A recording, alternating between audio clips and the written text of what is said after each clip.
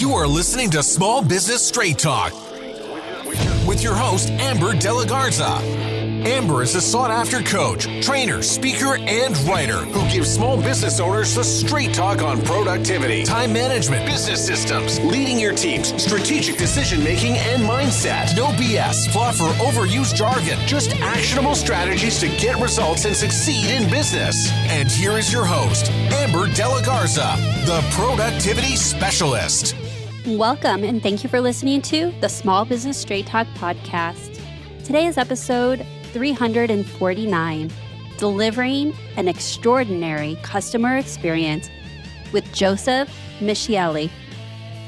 If you're a small business owner who wants to learn effective business strategies, improve time management, and elevate productivity to maximize profits, reduce stress, and make time for what matters most, then you're in the right place, and I'm so glad you've joined me. I'm looking forward to our conversation with Joseph Michelli. Joseph Michelli, PhD, CSP, is an internationally sought-after speaker, author, and organizational consultant who transfers his knowledge and exceptional business practices in ways to develop joyful and productive workplaces with a focus on customer experience. Joseph is a professor of service excellence and New York Times #1 best-selling author. Before we dive in, I want to invite you to take my next level business owner quiz. If you have not done so, pause this episode, take 3 minutes to take this quiz and find out what's most holding you back from growing your business and taking it to the next level. You'll receive a curated, customized playlist in your inbox with specific episodes that address those challenges so that you can take action and implement them in your business right away. Head on over to amberdelagarza.com/quiz. Again, that's amberdelagarza.com/quiz. And now, let's meet our guest and get to the straight talk. Welcome to the podcast, Joseph. Thank you so much for being here today. It's a pleasure, Amber. Thanks for having me. Yeah, absolutely. So I'm really excited to dive into your topic of customer experience. And before we jump into that whole conversation, how it affects small business owners on so many levels, I just wanted to hear a little bit about your story. We didn't hear in your official bio of what gets you excited about talking about customer experience. Well, I think it's all my mom's fault, really. Isn't everything ultimately? Yeah, exactly. But my mom said, "You're not on this earth to be served. You're here to serve others," and that stuck with me. And she made it pretty clear that my job was to create value for other people. And I've tried to do that as a PhD organizational psychologist and worked on a variety of different projects in corporate life. But the thing that really resonated with me is trying to help figure out what it takes to keep customers and make them advocates on behalf of your brand, really extensions of your sales team. Yeah, I mean, when I was thinking about having this conversation with you and just looking into your work, just the idea of customer experience and how many levels and areas of our business that this affects. So just as you said that, I'm like profitability, ROI on marketing, like you don't want to lose them to bad customer experience if you spend all this time and energy on marketing, repeat customers. So I just want to hear your take on what is the true value of a business owner prioritizing the customer experience in their businesses. Yeah, I think the definition of customer experience is kind of important. Often we do think about that customer service phase, that phase after we've sold people and we're servicing our product. That is part of the customer journey, undeniably, but the experience really is all touch points with your brand, whether that's virtual or that's in person. Anytime you interact with a customer, and that's in the marketing phase as they're contemplating being part of your journey. It's in the sales phase as you move them through the funnel. It's in that service phase. It's in the call to SQL for renewals. So really, I think it's everything about our business. It's any time we interact with the customer, their perception of us is ultimately our brand, and how do we create a branded experience that holds together and delivers something that differentiates us from competitors in the space. Okay, I love that definition. And as you were sharing that, just so many different examples of that kind of just came up for me just in my own business on how we try to stay consistent with the brand and that experience from beginning to end. And what do they call that? Your little pet peeves. Like as a business owner, I have these little pet peeves where I know are not in alignment with our brand. Right. Scheduling, right? For us is a big thing. Like there is no mistakes on scheduling. We are productivity and efficiency. Like that is an extension of the brand. It's not just an inconvenience for somebody, but I do believe that that is completely tied to how they perceive the value of the services that I provide, since that's my area of expertise. But I will get into some of the others. I wanted to ask you, where should a business owner start? So if you're saying it is everywhere and it's the entire touch point from before you've even met the customer all the way till after servicing them, where would a business owner start with improving their customer experience?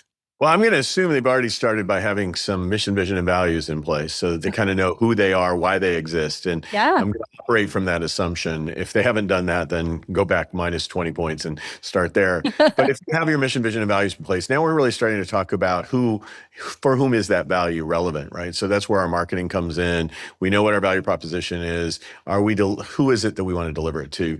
Is that just one group or is that a variety of groups? And maybe it's 10 groups, but you can't manage the complexity of 10 groups. So let's focus on the top three, because really in a Pareto principle world, that 20% is probably producing about the 80%. So let's find that 20% of our core customer segments. Let's identify what makes them different. What do they ultimately want out of the experience? Above all else, from a pragmatic benefits and attributes of the product component, but also what emotional value they want to have as they go through this journey with you. Is it one where they want to be nurtured? Is it one where they just want you to be very efficient and respectful of their time from the perspective of convenience? So once we kind of understand the drivers for that, and then we kind of have to look at their journey end to end, from consideration to call to sequel, and what are the moments that matter most to them along that journey. And that's a process of kind of journey mapping high value moments of truth. And once we do that, then we have to figure out how do we execute using people, process, and technology across those high moments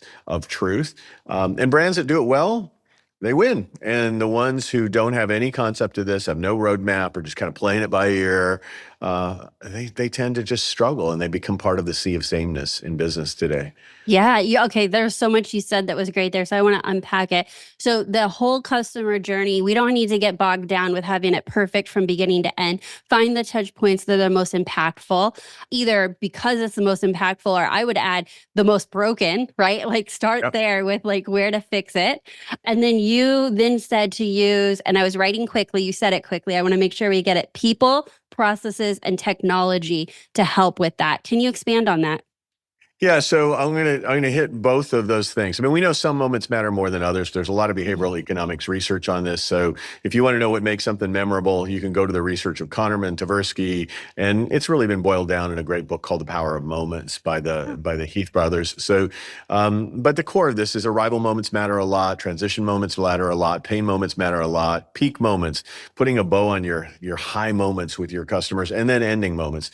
All that said, going back to your point, once we establish what those moments are like, we have to determine, well, if I'm a convenience shopper, I probably want to have some technology that enables me not to have a human interaction. So this might be a touch point where we want to have a technology for self-serve and then an opt-in to human if there's a group of people in our customer segments who might want to have a human interaction. So a lot of this design of what to put where is by first identifying what are those high value moments, what do we want them to think, feel, touch, smell, do during that moment. And then we leverage whether it's people, process, or technology, or a combination of them all to make sure that we're executing in a branded kind of way. Okay, excellent. I watched one of your videos of a short clip of one of your presentations, and the advice that you had given was that it was a Starbucks one, and you were saying that the recommendation is you don't stay behind the counter because that's not the perception and the view the customer sees, and so really experiencing it through the eyes of the customer, whether you're walking the store. And I think about, well, what would that look like in my business? And what would that look like in a different business that wasn't Starbucks? But really, what do they say? Wearing their shoes, standing in their shoes, is that you can't make assumptions on what's important to them or what they like or what's working or not, but really experiencing it through their lens. Would you like to expand on that a bit and give us some ideas of how everyday small businesses can implement that? Well, thank you so much for taking time and actually spending time looking at things. It speaks to just who you are, right? And from the standpoint of what you're talking about, it's this concept called the customer walk. I've been a consultant for Starbucks and Zappos and Ritz-Carlton and all these other companies over the years. And at Starbucks, we implemented this customer walk phenomena, which literally has one team member Mm. every shift go out to the parking lot and walk in as if they're a customer, right? And you can't step in the shoes of a customer unless you take your own shoes off. And to do that, you have to step really in their shoes in the path.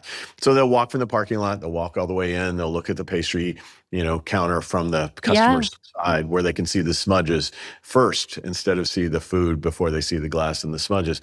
The point of it all is that we need to ask ourselves, how do we literally see what customers see when we're so used to seeing it from our side of the interaction? So whatever business you're in, it really is a function of saying, how do we do that? Do we test our website? Do we look at our website? We try to get something done on our website that we expect customers to get done on a routine basis. Let's all do And that. See how quickly yeah, and we can do okay. that. So I just not to cut you off, but I was going to share that is that's what we do.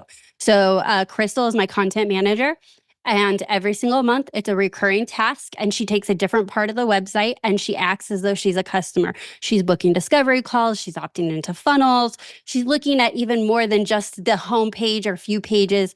And, websites, they're so robust and there's so much to them that you really got to get in there and all the different ways a customer or client, for me, a client can interact. I want her to experience that. She's literally giving me feedback like, you know what, we tweaked the verbiage we use. And so the email that they get initially needs to be updated. It's not consistently on brand with what we have on your homepage or this or that. So then it goes to email funnels and then it goes to follow-ups. I have her book as if she's a guest, like you're a guest here. What are the emails my customers are getting? What are the reminders? Not customers, guests. What are they getting? Does it feel too much? Are we, to your point, on brand? Are they prepared based on what we're sharing? Because, man, we wrote those emails years ago. I've been podcasting since 2017. And so if you're not going through the lens of the person that's interacting with it, you could be sending some old, stale, outdated stuff and not have a clue of what that experience is. Amen and hallelujah. And Yeah. and it's not unusual for me to sit with a corporate leadership team. And I know we're talking small businesses. So here's my story. And everything that this big businesses do, if you do it in small business, you can do it nimble. You don't need the investment that big businesses do. But the concepts, if you can just take them and apply them in your setting. Every time I write a book, I'm thinking of a dry cleaner at Poughkeepsie, right? Like my thinking is, if I can figure out how to help somebody who's trying to make a living every single day and employ a few people in the process, I'm really helping America. My day job is getting paid by large companies. So how do I take what they do? So if, in many of my settings, I'll sit with senior leaders and I'll say, here's the task. We are going to try to change the color of the automobile after we purchased it, right? Like, let's go on the website and figure out how we're going to do that at Mercedes-Benz, right? Like, there's no way you can do that, right? If I want to go and have a deal change on a custom car, how do we make that happen? And it's more simple tasks, but constantly putting them in a need state of a customer, and then say, go do it. You know the resources of your product. Figure out if you can do it. And if we can't, we've got to get somebody on it ASAP because customers are going to go somewhere else. Yeah. Yeah. I agree. And so to your point of breaking up these moments, and you had talked about the beginning, the end, the high points, or you call them peak points. What I have approached it, and so I'm just going to share through my own experience, is like I had to take it as like sections, right? I had to take it as in phases. And so one phase is obviously before I've ever talked to them, before they booked a discovery call, they're consuming content. And a lot of that Crystal handles with the audits and things. But then there's this other phase of they say they want to be a customer. So what is the whole onboarding experience from gifts? How easy is it to schedule? How easy is it to sign agreements? How easy is it to understand what it's like to work with me? And just like bite that off and calling it onboarding. So it's everything from the time a client says they want to work with me to my very first meeting with them. And in my head, I'm like, okay, there's a lot of touch points, but if I can take this just piece by piece and look at it, we were able to write processes and kind of tackle it that way. Yeah. And I think the question is every touch point necessary, right? Like how Right. much is necessary? How much can we do backstage that doesn't involve them? How much of it is our researching them through third party, Google research, whatever we might do. I mean, Yeah. there's all these things we have to consider because once we look at all these touch points, some of them have absolutely no value to anybody except our process. Okay, that's good. So how do we And we determine change our that? process. And I think I think your question is the brilliant one. Like, how much effort does it take for A to get X, right? Whatever Right. that is. And there is some metrics that I think every small business owner could use. It's just that it's called the customer effort scale. It is simply that. On a scale of 1 to 5, how much effort did it take for me to get my needs met with you regarding whatever?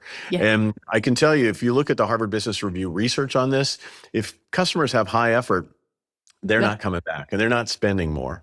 And customers with low efforts who feel like you've kind of built the business for them. I don't have to invest a whole bunch of time to get my needs met. You're doing that for me.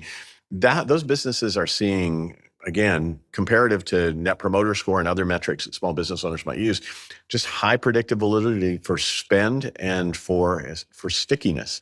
So and much better than satisfaction. If you're asking your customers, how satisfied are you with what we're doing? Just forget it. I mean, if they're not saying you're satisfied, you shouldn't be in business, right? They're a Right. coupon from going somewhere else. But these ideas of effort, really important to customers today. I agree. I mean, I use a different phrase, but path of least resistance. I just assume everyone is overwhelmed, so busy, like even our own systems, like about emailing. It's like, well, our brand is about how to make people more productive. So bombarding their inbox with tons and tons of emails is not incredibly helpful. And it's not on brand that I'm contributing to like the content obesity of it. Right. We think of that lens through social media as well. We think of it in many aspects, but I always assume everyone's busy, everyone's overwhelmed, and should I say it or not, but lazy. Like they want path of least resistance. If you're not going to get it quick, they'll go on to the next thing that's easier to interact with. And I think the whole notion of lazy, I mean, we're so busy that Yeah. most of us aren't lazy. The challenge is, am I supposed to be investing my labor in your business? In the old days, maybe yes. I mean, when I went to a doctor, I did it my doctor's way. I scheduled it my doctor's way. I did everything that way. I'm writing a book right now about an Amazon One Medical, which is an Amazon company in the primary care space. We've tried to do everything to make it app-based, to make it as easy as possible to interact with your physician, text-based messaging back and forth with your doctor, asynchronous communication along with synchronous. The world has changed, and you can fight it all you want. You can say the Yeah. customer's unreasonable. How dare them? Well, guess what? They are the customer. They may be unreasonable, but when we're the customer, it seems fully reasonable that somebody could deliver against that, right? So once you shift just slightly from having to deliver to wanting to receive, it's pretty clear that we just have to do it. Yeah. Good, bad, or otherwise, it's the game we're in, and it's exciting. It's really exciting. That's the word I was just going to use when you were saying that. I'm like, how exciting to change what has been considered the norm of our relationship with our doctors or our primary care doctors. Other than doing these audits, and even with the audits, there's some assumptions of what the customer wants. How do you determine what is impactful and what isn't, what should be taken out, what should be added? Do you have any advice around how to evaluate that? Well, I think you can get a small group of customers who are your advisory panel. I think there's something to be said about that, perking them, creating some real, expertise there, and polling them and pinging them on new ideas. The risk you always have is it's too small a group and it's not representative of your customer segments. So you have to be a little careful about how you select. But if you're selecting people who really fit the core demo, oftentimes just using an advisory council can be helpful. I think using pulse surveys, we get surveyed to death. It's crazy how much we do. But if you ask me one question about whether or not this worked for me or not, I'm very likely to answer that question, right? So Yeah, keeping it did easy. this website form, was it easy to understand? Yes, no, right? Right. If we get some no's here, we got to start drilling back down and figuring out what's going on. I think informal talking to your customers all the time, just constantly asking questions to your customers. What's working for you about this? How can we make this better? I think we don't do a lot of that. Yeah. We don't ask. We just keep delivering the service. And I think it's just, I see it in restaurants all the time where they come out at the end of the meal and go, wasn't that a great meal? Like, I'd rather go, how was the meal today? Right? Like, tell Get me real feedback. what the experience was like. Yeah. And you're not always going to get it, but when you do get it, it's precious because people are trying to tell you how to make the business better if we're willing to ask and learn. Great. What is your advice around getting the enrollment of team members to follow the same processes? You said processes of the customer experience or the expectation. What does that look like? And how do you make sure that each team member is consistently fulfilling what you have envisioned for that experience? Well, the first challenge is finding the right people who can even do this, right? So it's a very So challenging true. issue. And oftentimes we'll just take people who fog mirrors and we don't take people who have a real customer's heart. That's a challenge. It's really important. If you take people who aren't customer centric, it's pretty hard to turn them into something they're not. So if God Mm, left it out, you probably can't put it in. So selection is really important. Once selected, I think, you're talking about onboarding customers, but the same is true with employees. I mean, it is a constant drumbeat of, yes, you worked over there yesterday, but you're working here today. And here's what makes us different. This is what we want every customer to feel every single time, no excuses. And you have the power and the authority and the autonomy within some guidelines. Nobody has of all course. authority and all power, but within these guidelines, you are every day having an opportunity to change the life of the person in front of you, at least for a few seconds. Yeah. So we need you to take that power and move it forward with this outcome in mind. Like we want people to feel this. So whatever it takes, go for it. Yeah. Okay. And then I assume and then past that is like the coaching, the feedback, the accountability, the checking in of your employees all the time to ensure that this is being upheld.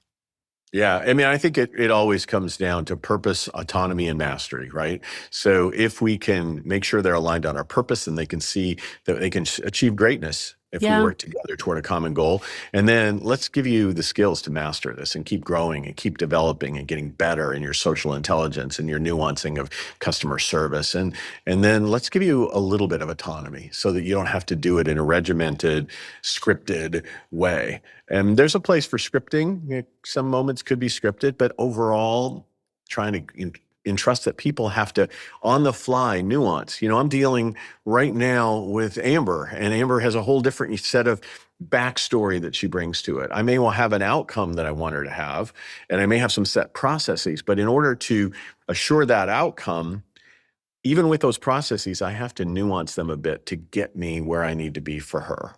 Right, right. Okay. We were talking a little bit before we hit record. And so I want to continue that conversation about what is the true ROI of a business owner investing their time? I had some ideas, but I want to hear about your ideas of, why is this so important? As business owners, you are a small business owner, I'm a small business owner. We know there are so many hats, so many things to do. Why should this be a priority? Well, I call it return on experience, so Oh, ROE, but that's my own thing. The reality is we're not in business to make a profit. We are in business to create a customer, and it's through customers profits come.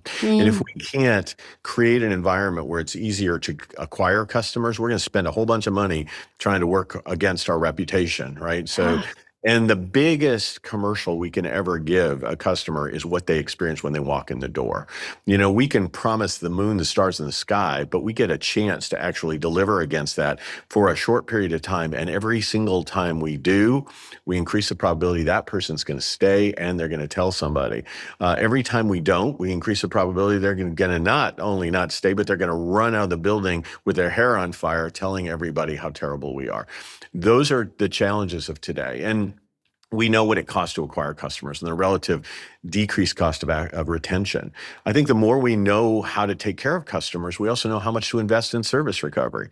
If this is a high value customer of mine, then I know that I need to throw down a little bit more on that service recovery. If mm, they're a transient customer of mine, I might be able to provide a smaller service recovery gesture and get myself to a place where hopefully I can increase their lifetime value.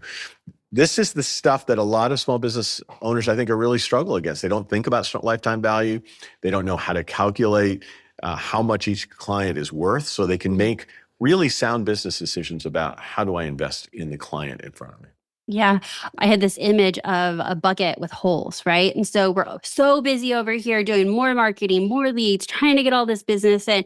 And then if the customer experience is not working, you're losing customers, you're not retaining them, you're not getting repeat business, they're not speaking about you. And so you have to work really, really hard over here because it's just leaking out over here.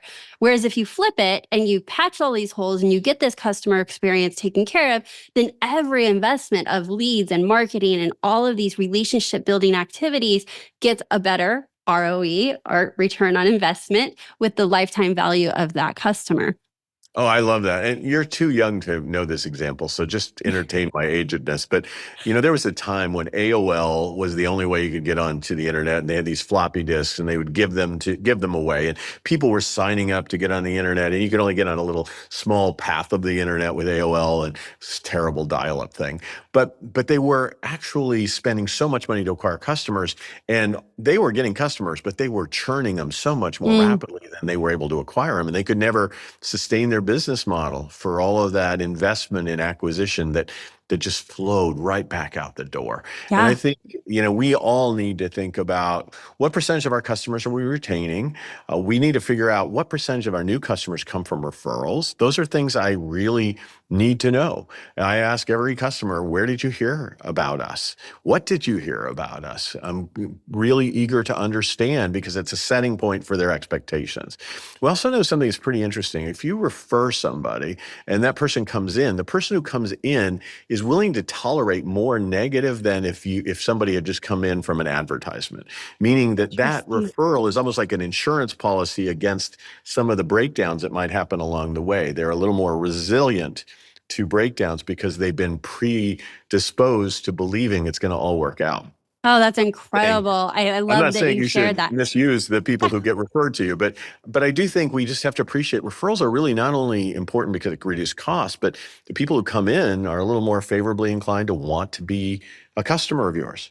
Yeah, I love that you shared that. I was thinking also like my own journey. When I have someone that just Googled me and I do a discovery call, there's still like this long nurturing, there's this long process. They still need to figure out how, if they know, like, and trust you and want to work with you. If I get someone that when they filled out the discovery call said so and so referred me, it's like done. They just wanted to figure out like the technicalities of how do I work with you. And how much easier is that for me or anyone that has to quote unquote sell something? You don't. Somebody else did that for you. And that's so, I mean, to me, I would love a business where it's 100% that. And that the goal is to keep it as high as possible. But that's a much easier and joyful conversation than thinking I have to get on the phone and like quote unquote sell somebody on you or your services or your Yeah, business. you or I are in the same camp here. And I ultimately, I think almost most business owners who get this, right? But how much time do we spend chasing and hunting? I'm an Mm, entrepreneur and I love the chase and the hunt and squirrel, new opportunity. I'm ready. Let's go. But then there's this realization that who brought you to the dance and how do you keep them dancing so that they bring more people to the dance and you're not constantly racing around trying to innovate and create. I want to innovate and create for them. I want to understand them. I want to know what's on their mind, what's on their heart, what are they worried about, what would make their life better, how might I improve on whatever I'm delivering to keep myself relevant? Because I don't want them to think about another solution in this space, mm, right? mm-hmm. I want them to say they are perfect for someone like me. Yeah. Uh, I can't imagine a world without them. I know this is really arrogant and haughty, but it's part of questions that Gallup has, built into some of their customer experience metrics. I can't imagine a world without, Amber's business. Mm, Wow, get over yourself. As soon as you get to that point, though, with a customer, they're rooting for you. They want to I, send people. They don't want to. They don't want you to go out of business. If you've ever had a restaurant that you absolutely loved went out of business, you're just like, oh my gosh, I should have been sending more people. I don't know what I should have done. I need them back, right? yeah. That's It where we happened want to to me. be. I thought the same thing. I'm like, as often as I go, I swear they should have stayed in business because I love Yeah, them. they're a beloved brand. They go from Yeah. just being, a brand that we use in our lives to being Hmm. someone that we really hope and wish for to be successful over the long term. Yeah, absolutely. Where do you feel that is the biggest challenge for small business owners with regards to customer experience? Like, if you had to give us like, hey, don't do this, do this. What advice do you have for small business owners? I just don't think that a lot of them think about what do we want every customer to feel every time. That's the Mm, simplest one for me. Almost mm, always the simplest one. What do we want every customer to feel every time? And then if you ask however many team members you have, what do they think we want everyone to feel? If that's not aligned, you don't have a true north experience. You have a bunch of people probably trying to do really nice things for customers, but it's not on brand. It's not a branded customer experience. So, at Starbucks, it's to create this third place, even though that's changed over time, an uplifting moment in the day of the customer. At Ritz-Carlton, it's to create the home of a loving parent where people feel nurtured, not just a few moments of uplift, but yeah. flat out nurtured. At Zappos, we want to create these personal emotional connections that wow people. Just go, wow, why would you do that? That's why, how did they do that? How did they think to do that? So you need to have that down, I think, and your Hmm. people need to know what it is. And then you need to tell stories when people do it, and really reinforce that that's what we live for. That's who we are. Yeah. That's our And what I tribe. didn't hear is happy. It's happy to me is like a general generic feeling, Yeah. getting Yeah. deeper than happy. Happy, you said something similar earlier, but like that should be like the bar. Like, yes, your customer's happy, but like what is the deeper experience or feeling that you want them to have? And I think some businesses it's like supported, secured, like there's so many different Yep. ways to look at this depending on what your brand and your business and your offerings are. And a lot of that's just a flip of your values. So if you've done the work on your values, you'll say like, we want to trust as a value, right? Well, if we executed trust, what would our customers feel? Right? Mm, Like, what would they feel? They would feel safe, right? right. So we want you to feel safe every time. Well, if we're going to build a brand that's about safety, what are some of the signature moments along that journey that would really anchor safety? Yeah, yeah. And is there companies that help with this? Like, I'm curious because I'm thinking I've done this bootstrap this with my team, but is there companies? I guess you're a consultant. Like, what are resources specifically for small business owners to do this when they're already wearing so many hats themselves? Well, the first thing is most small business owners aren't going to do it because they are trying to do it all themselves. And until they Yeah. get to a point where they really believe that they can't do it and it's important, they probably won't reach out. I certainly have consulted for small businesses in this space for a long time. I'm pretty picky though. I mean, I normally ask, why are you doing this? And somebody said, well, isn't this the year of the customer? I'm like, no, sorry, goodbye. Oh, I'm not interested. This has to be really something you fundamentally believe is critical to creating a unified workforce. But there are some other organizations, Customer Experience Professionals Association has, folks that you could reach out to that can help you with this. But if you're at all thinking of doing some of this work, please reach out to me. I'll be glad to direct you to wherever it is as a listener of Amber today. But I'm not looking for work. I got plenty. But I just think in general, the yeah. goal is to help people who really authentically care about changing the experiences their clients have cradle to grave with their business. Yeah, yeah. I mean, I don't think about this all the time. I'll be honest. Like, this is not like a top thing when you're planning your week. But my team and I have put a lot of time into putting processes so they're more automated. Huh? But when I think of my interaction in the world, like the memories that are kept of the best places are because of the experience. And so I, I'm kind of bashfully saying, like, I can't believe this isn't a topic that I have thought about more frequently and even more often in my business of the process. Um, I think you're giving yourself short shrift on this. I mean, yeah, maybe it's not top of mind all the time, but I really get a sense that you've really worked your processes to make them as painless as possible for yeah. customers and convenience driving, which allows you then to have the time to do this. Hmm. Allows you to go and research me so that you can make a personal emotional connection with me. So I don't want you to cast a dark cloud over any Yeah, part of it. yeah. But No, no. I'm not a dark cloud, but I'm just like thinking, what are some great experiences and like things that have stood out? You mentioned a restaurant. So there was this cafe that I literally built my business in 14 years ago, the first 2 years in this cafe. And I went there for years off and on after that 2 years. And then I think 4 or 5 years went by, and I went in there with my family on a weekend. And the owner comes up from behind the kitchen, is like, Amber, where have you been? And I'm just like, oh my gosh, this is exactly what I yeah, remembered. This yeah, is a busy business. They have multiple chains and locations now. And I was like, that's what kept me coming back all those years yeah, was like, they knew my order. They knew what seat I like to sit in. yeah. They knew about my business. They were rooting me on. And so like just that personal connection. So as much automation we want, as much technology we want to use, how can you have that still personal, person-to-person relationship that has the biggest impact? All business is personal. At the end of the day, we can use all this technology to make it so that we're more able to make that personal connection with people. And, Right. technology can personalize, right? Like we can get a lot of data on what your preferences are so we can personalize what you see. We do it at Starbucks all the time in terms of if you're a low-fat latte drinker, we're going to send you messaging around lower fat items, right? We'll personalize. But to make it personal is a Yeah. whole different phenomena. It's caring for you by getting things what you need, but caring about you, Amber. It's about Amber now, not Yeah. just caring for a need of a customer. So I think it's exciting work, and it's been a joy to watch companies who do it well. I'll give you a quick one. My wife and I went to the Wall Street Hotel recently where I consult, and we went to the play, The Notebook, tearjerker play, just emotional. If you've seen it's just tearjerker. And we come back, and after the play, there in our room is a cake that had been made by the pastry chef, and it's had my wife's name on it, Patty, and it said, "I wrote you 100 days," or whatever, a key line from the musical itself, and we were just crying. Like we come back, it's like, "Aw, Yeah. Mommy was so nice. She just took care of us. She really nurtured us." It's like why did they take that time for me, right? Yeah.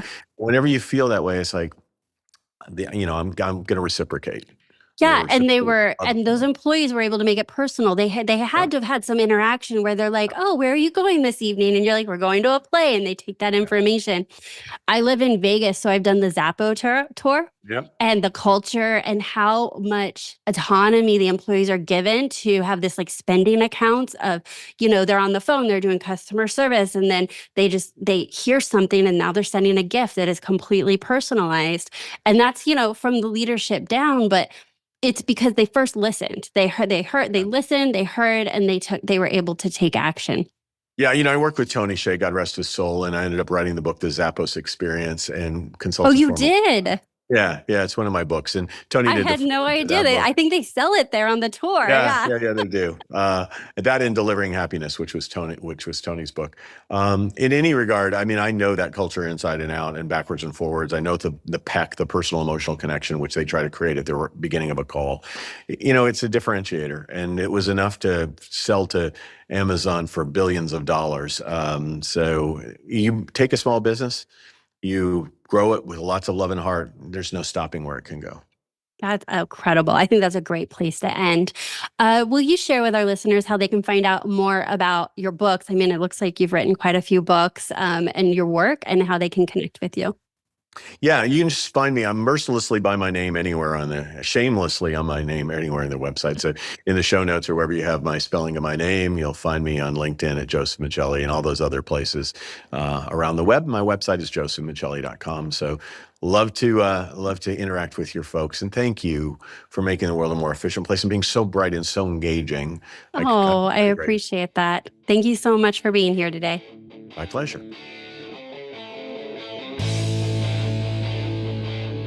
I have loved having you listen to this episode of the Small Business Straight Talk podcast. And I sure hope you found my conversation with Joseph to be valuable and insightful and giving you inspiration and actionables on how to take your customer experience to the next level.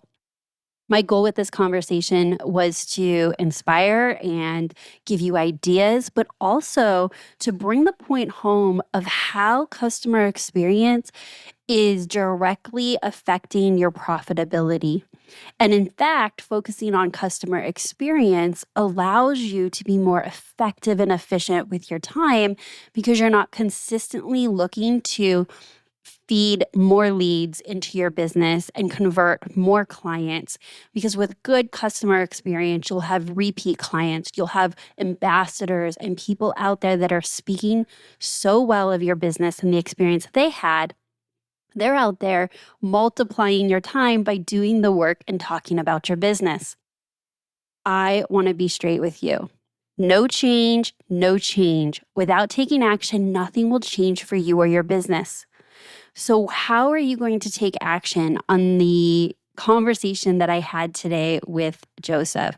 How can you take one bite out of up-leveling your customer experience Or potentially you listen to this episode and you're thinking, this is going to be my focus for next month or next quarter, is to do a complete overhaul of the customer experience. Wherever you're at, it is perfect.